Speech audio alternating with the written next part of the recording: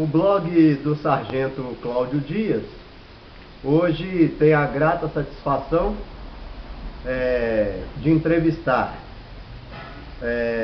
Sebastião Rocha dos Santos, Sargento Rocha, conhecido pelos policiais de outrora como Cabo Rocha, né, e que fez uma trajetória na nossa corporação, laureada de glórias, de dificuldades também, mas que é orgulho da nossa família policial e bombeiro militar. E por isso o blog do Sargento Cláudio Dias hoje entrevista o Sargento Rocha para que conheçam um pouco da história desse militar, né? Militar com M maiúsculo. E a gente vai ter a oportunidade de ouvir um pouco, né, da história pela qual viveu o nosso grande Sargento Rocha. A palavra do senhor, Sargento Rocha, é um orgulho muito grande poder, né, entrevistar o senhor. Gostaria que o senhor falasse um pouco dessa vivência do senhor enquanto policial e com as palavras que o senhor achar melhor. A palavra lhe é franca. Muito bem. Ô Cláudio, primeiramente eu quero te dizer a satisfação em que eu me encontro com a sua presença aqui, juntamente com seus familiares, de retorno, né, das praias de Vitória, né? Então, para mim, a sua presença aqui é uma honra muito grande para mim. O seguinte, eu prestei bom serviço na Polícia Militar de Minas Gerais por um período de 30 anos. E hoje eu estou na reserva. Estou bem, estou consciente do meu dever cumprido, mas, infelizmente,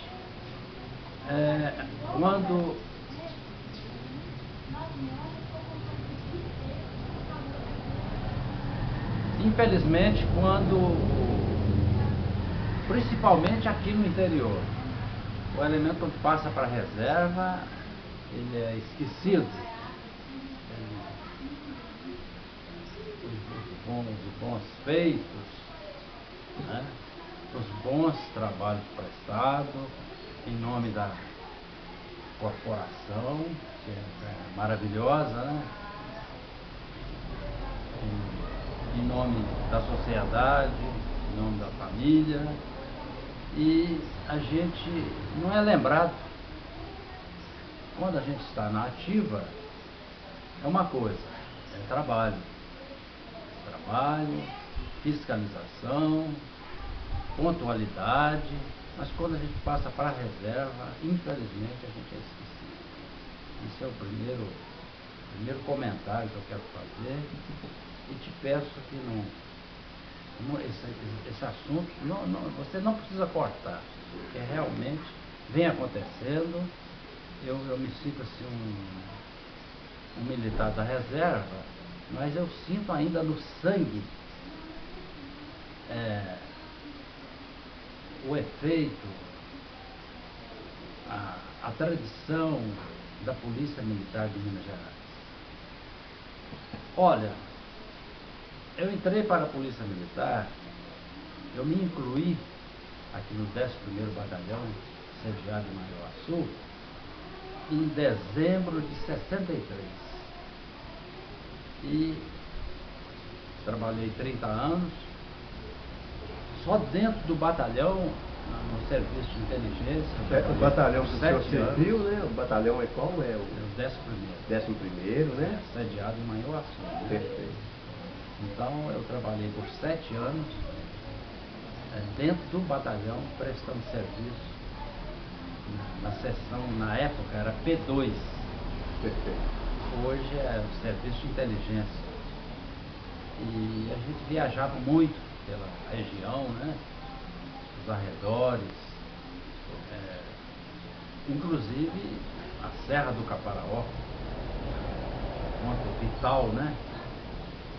Que trouxe muito trabalho na época, uma região muito montanhosa, de difícil acesso. Então, foi um trabalho árduo, né? Um trabalho difícil, mas felizmente obtivemos bons êxitos. Tanto eu, na minha carreira policial militar, como também a segurança para a região. Nós investigamos, fizemos levantamentos, apresentamos relatórios da presença desses elementos na Serra do Caparaó. E foi assim uma ação quase que suicida, porque eram elementos preparados, muito bem armados. O senhor se refere, Sargento Rocha, àquela passagem da guerrilha do Caparaó? Isso mesmo, né? Guerrilha do Caparaó. Perfeito. Eu avancei um pouco aí. Perfeito. Você me fez a primeira pergunta. Isso, não avançou não. O senhor tem toda a liberdade para discorrer. É só explicando para os leitores e seguidores do blog do Sargento Cláudio Dias, que o Sargento Rocha teve uma participação de extrema importância ativa nessa guerrilha do Caparaó, que inclusive é desconhecida por muitos policiais e bombeiros militares, sobre esse ocorrido aqui em Manhuaçu, né? No Caparaó. Então o Sargento Rocha está fazendo uma discussão em torno, né, dessa questão da guerrilha, na qual ele teve uma participação ativa e presente. O senhor tem toda a liberdade de explicar. Pois não. Então é o seguinte, depois de várias diligências lá para o campo, né, onde é chamado o Pico da Bandeira, né, na Serra do Caparaó, depois de várias diligências, nós colhemos indícios, vestígios da presença desses elementos. Aí nós recebemos uma ordem expressa, uma ordem assim, de execução, para efetuarmos as prisões dos elementos. Localizar o acampamento onde eles estavam, né, fazendo treinamento de guerrilha, e então nós fomos para lá numa diligência. Por sorte desse grupo que eu participei ativamente, estava no comando de um primeiro-tenente, e hoje ele é major, aposentado também, na sua residência Contagem, né, em BH. Era um oficial competente, mas um cara assim humano, amigo. Ele dava uma ordem para a gente executar, e a gente executava a ordem que ele dava, mas ele fazia questão de saber as possibilidades, as condições humanas e do terreno, como que a gente ia cumprir aquela ordem. Ele dava a ordem, a gente cumpria a ordem, mas com aquela liberdade de conversar com a gente, e de a gente dar também as opiniões da gente, foi aonde o serviço funcionou bem. Nós fomos vitoriosos nessa diligência, na prisão desses guerrilheiros. Exato. Quem quiser saber mais um pouco sobre a guerrilha do Caparaó, tem o livro Nos Bastidores da PM, de Bibiana Alex Rocha, que a parte introdutória é toda em torno dessa questão ocorrida em Manhuaçu, e que as escolas, às vezes, por questão de falha na grade curricular, deixa passar despercebido e não ensina que houve uma guerrilha em Manhuaçu, inclusive com criação de moeda própria. Então muita gente não sabe disso, né? E nós estamos aqui com uma figura que é uma biblioteca viva e que esteve presente nessa guerrilha do Caparaó. Pois não. O nosso grupo, Cláudio, nós éramos 12 elementos. Um primeiro tenente que comandou essa diligência, comandando o grupo, né? E um subtenente, e os 3 sargentos e uns cabos. Nós éramos 12. Eu posso até citar o nome de todos para você. Na verdade, não há necessidade, mas se o senhor quiser citar algum, não tem problema não, é tranquilo. Mas de qualquer maneira, a história como um todo, né? E o senhor como, né, um personagem que esteve, né, ativamente, já nos damos por satisfeito, né, de estarmos na presença do senhor aqui. Muito bem. Cláudio, eu vou citar para você uma coisa do fundo do meu coração. Certo. É o seguinte, eu me sinto honrado, primeiramente, por eu ter participado 30 anos da Polícia Militar do Estado de Minas Gerais. Me sinto honrado. Segundo, ter participado dessa guerrilha do Caparaó, ativamente. Certo. E, em terceiro lugar, a sua presença aqui me entrevistando. Exato. É um orgulho para mim, minha família sente bem com isso. Eu já estou autorizado oficialmente pelo comando do 11º Batalhão para me emprestar assim, qualquer tipo de informação, qualquer tipo de entrevista a respeito da guerrilha do Caparaó. Que antes, então, estava assim, muito reservado, né? Foi entregue para o Exército, e o Exército está mais em cima, nós estamos mais para cá e coisa. Você entende minhas palavras, né? Exato. Na verdade, nós militares, para quem está assistindo o blog, na verdade, nós militares, nós trabalhamos dentro da hierarquia e da disciplina, que são princípios basilares. Então, por isso, o Sargento Rocha citar, né, que o fato ainda estava sendo tratado de maneira mais reservada, mas que agora ele tem essa autorização para falar sobre a guerrilha, que na verdade é uma parte histórica, né? Um histórico não só da Polícia Militar, né, das instituições militares, mas da sociedade mineira, brasileira e mundial como um todo, porque essa passagem é de fato muito importante para o cenário do nosso país.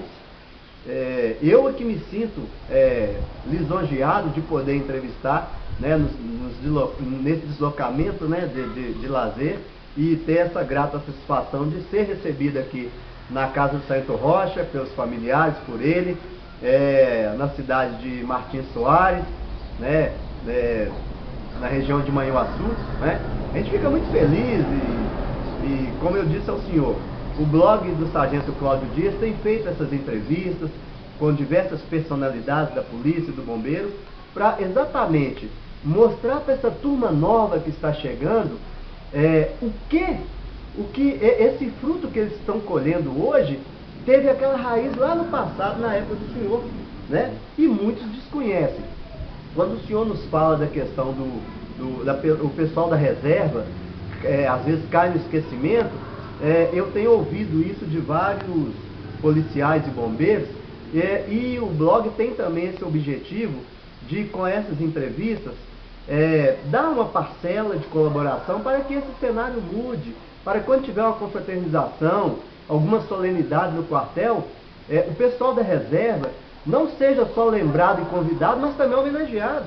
Então, eu acho que de grão em grão a galinha enche o papo, e assim a gente vai conhecendo um pouco dessa história e talvez mudando a mentalidade e que nós não fiquemos no esquecimento, né? Eu gostaria, Sargento Rocha, que o senhor deixasse uma mensagem para a família policial e bombeiro militar e também fizesse as considerações finais dessa simples entrevista, mas que eu tenho certeza vai ser de grande valia para o nosso pessoal fardado, nosso povo fardado, como diz o reformado Gilberto, lá em Contagem, em Belo Horizonte.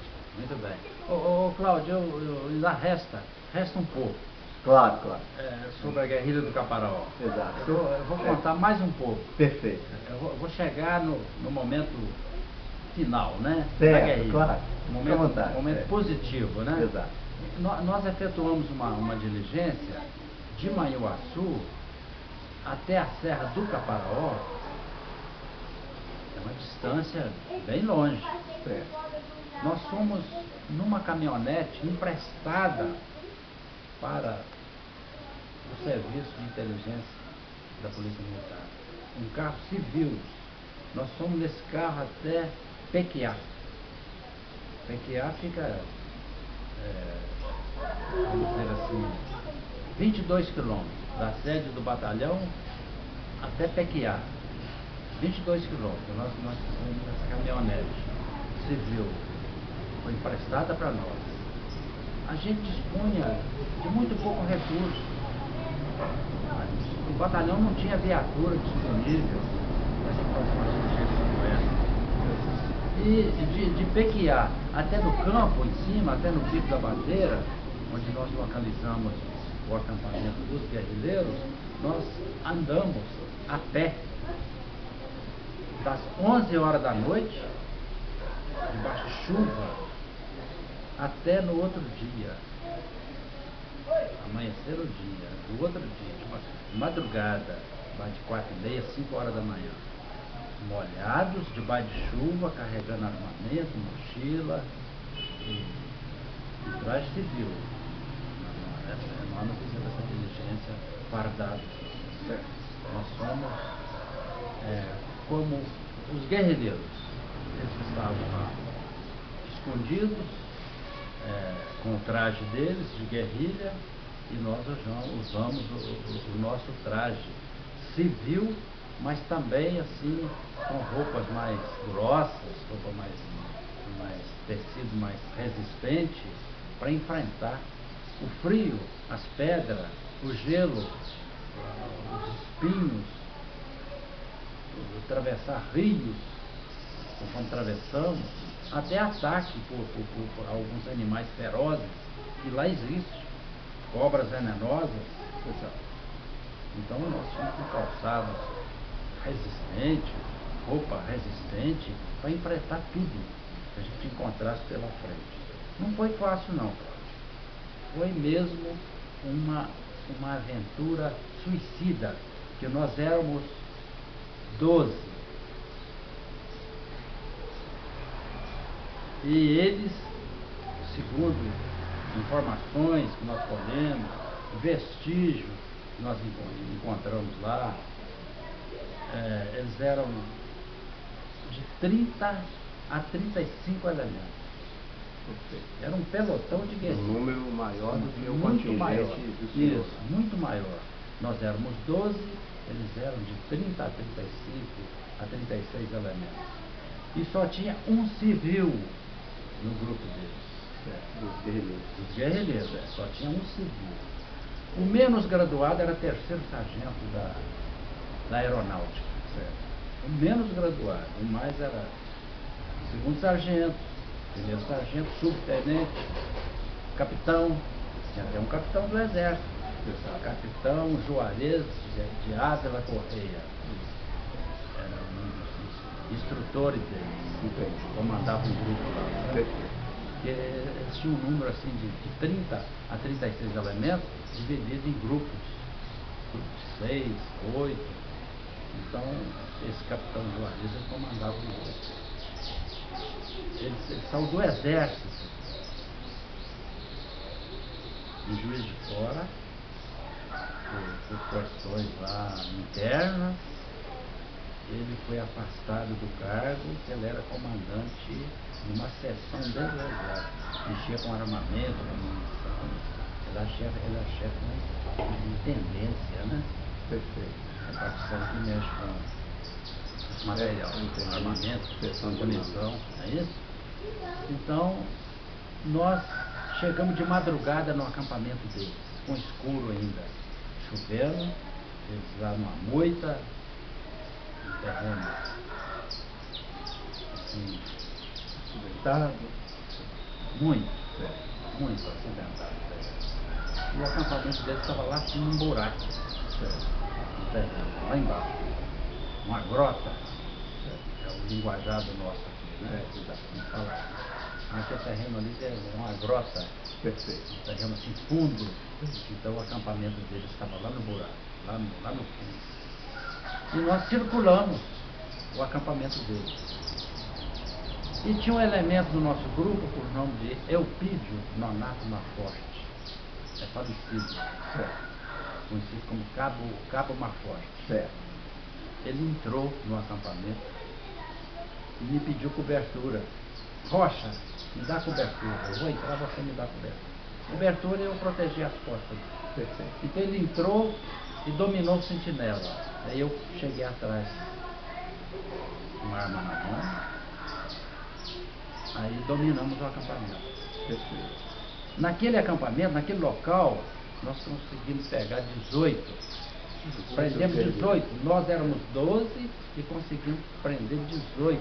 Que estava naquele acampamento. Quando nós chegamos. Mas existia um outro acampamento deles. E aí esse outro acampamento, esse segundo acampamento, vazou. Fugiram. No meio do mato, pedras. E saíram pelas costas.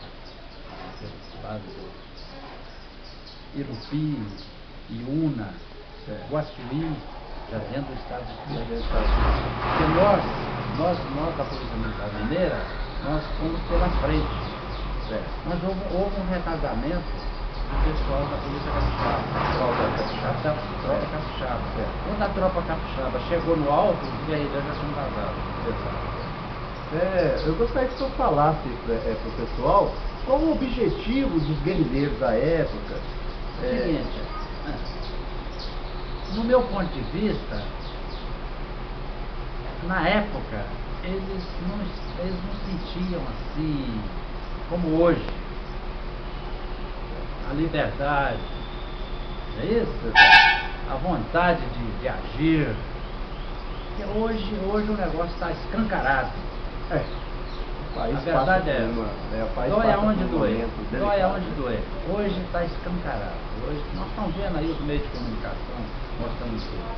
Que é Eu não lamentável. estou tirando nada atrás da orelha para me falar. Com conhecimento de causa, como sempre. Como militar da Como reserva, cidadão, como cidadão, como chefe de família. Hoje o negócio está escancarado, infelizmente.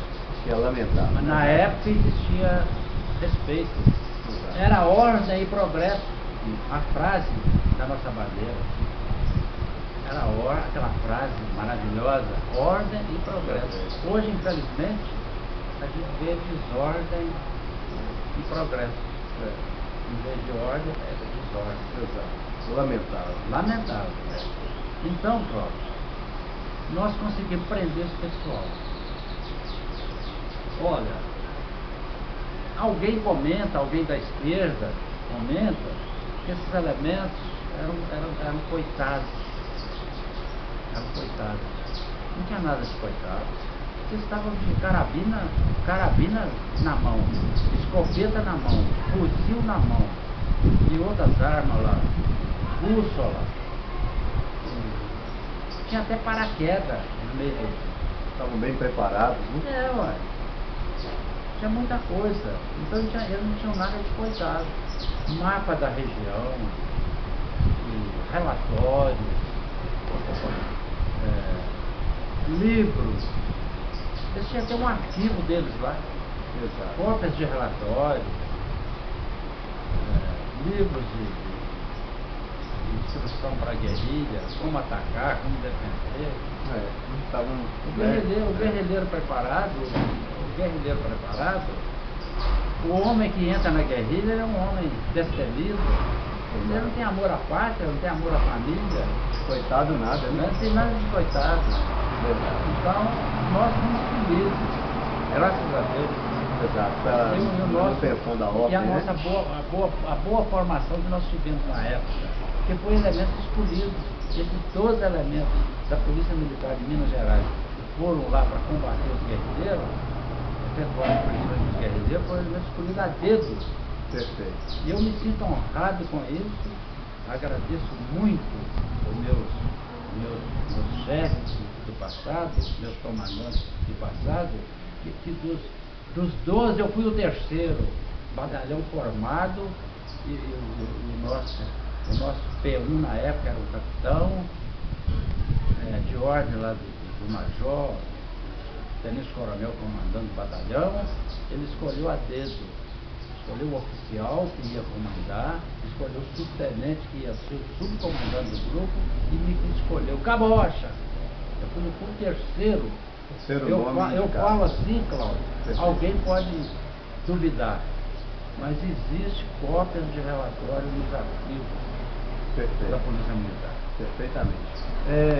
Nós agradecemos, Sargento Rocha, essa oportunidade que o senhor nos dá de contar um pouco da história do senhor, da guerrilha, e nós faremos sim, se Deus nos permitir, outras entrevistas complementando isso, e essa é mais uma das entrevistas que tem sido promovidas aí pelo blog do Sargento Cláudio Dias e pelo movimento RET, o qual eu presido.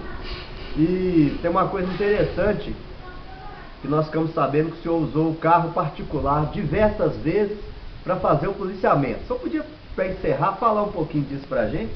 Hoje tem muita viatura, muito material, e o senhor é de uma época que o senhor utilizou veículo próprio para fazer policiamento. Para encerrar, a gente... Realmente. Ô Cláudio, quando eu usava o meu veículo próprio, era até um privilégio para mim, tá? Sinal que eu estava dispondo assim, apesar de ser meu veículo próprio, de carregar minha família, mas eu estava desempenhando o meu papel como policial militar. Eu estava atendendo com mais presteza a sociedade. Exato. Porque se eu fosse na perna, conforme as maiores diligências que eu já fiz, a bem-estar da sociedade era andar. Eu andava. As pessoas por onde eu já trabalhei, comentam até hoje, as pessoas mais antigas, comentam até hoje. Tempo do Cabo Rocha, mesmo na hora que ele estava lá embaixo, ele estava cá em cima. Ele andava, ele punha o soldado dele para andar junto com ele. Hoje, infelizmente acontece alguma coisa, o pessoal reclama. A viatura tem que trocar o pneu, passar no posto para abastecer, então isso marginal. Cai na capoeira. Evade. Agradecemos então aqui o já fiz muita diligência a cavalo. Muito bem. A cavalo, pai vai levar emprestado do fazendeiro. Exato. Situação.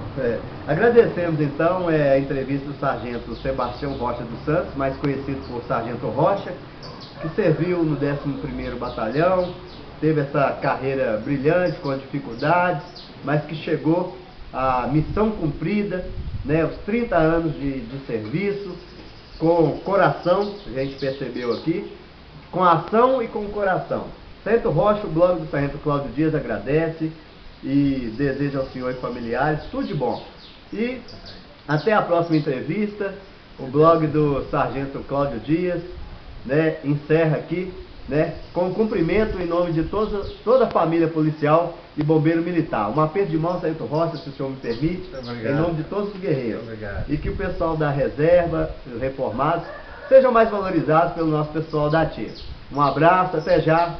O blog do Sargento Cláudio Dias agradece a audiência, a participação de todos. Muito obrigado. Obrigado.